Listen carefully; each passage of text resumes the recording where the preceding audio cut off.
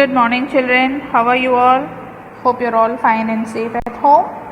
In today's session, we are going to continue with the second term portion, Unit 5, the cell. So, in our last session, we have seen the cell introduction of a cell. In today's session, we are going to see the cell structure, the structure of a cell. Okay, come let's move on to the topic. Structural organization of cell.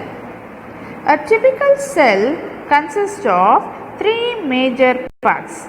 A typical cell consists of three major parts. One is the cell membrane. Here in this picture you can see the structure of cell membrane. It is present in the outer region of the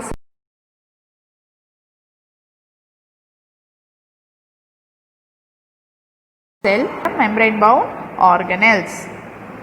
The second major part is the cytoplasm.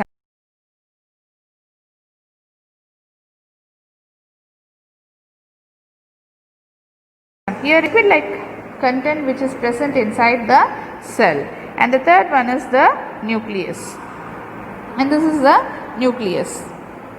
You can see this is the structure of a nucleus. You can see nucleolus. The nucleus helps in controlling and coordinating the cell. Okay.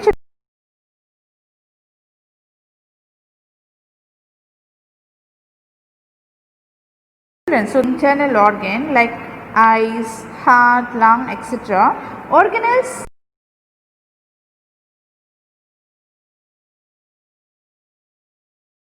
are normal cellular operations. Many distinct structures are called organelles.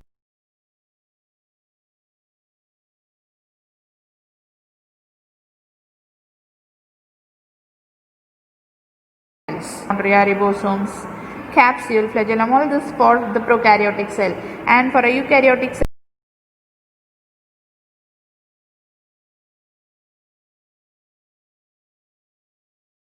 cell all we call them as the membrane bound organelles. Are you clear? We'll move on to the size of the cell. The size of cell may vary from a micrometer, that is a millionth of a meter, to a few centimeters. Okay, so most cells are microscopic and you cannot see with the naked eye. Mostly, and they can be observed only through the microscope. They can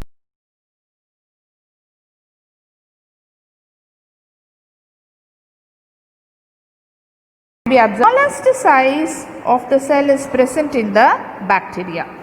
Okay, the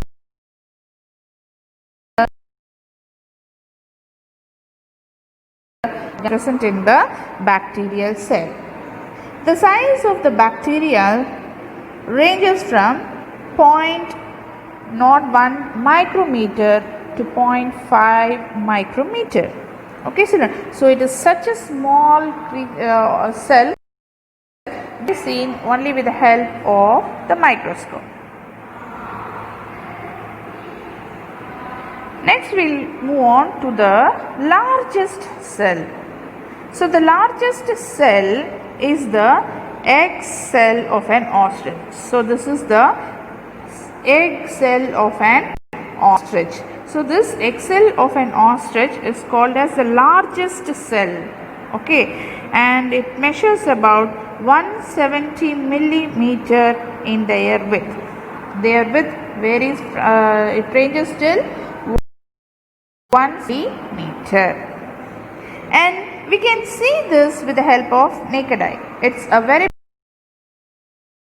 big cell, naked cell, eyes. Okay, children. Next, cell. In our human body, the nerve cells are believed to be the longest cell in the body. So see, this is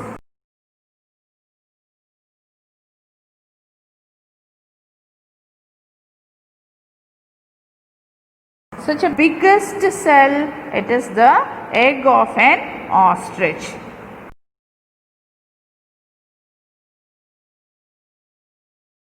Okay, just cell. Now we'll move on to the shapes of the cell. Cells are of different shape. You can see how many shapes are there. There are different shapes.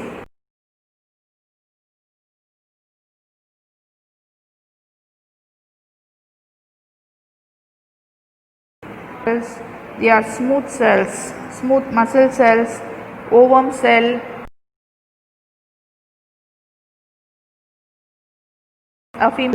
the nerve cell. You can see all these are different shapes of the cell. You have any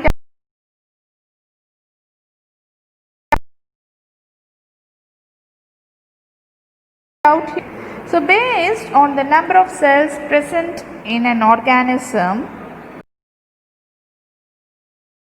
to two types, they are unicellular organism and multicellular organism. So based on the number of cells present in an organism, we divide an organism into two types. They are unicellular organisms, cellular organisms. Okay, children?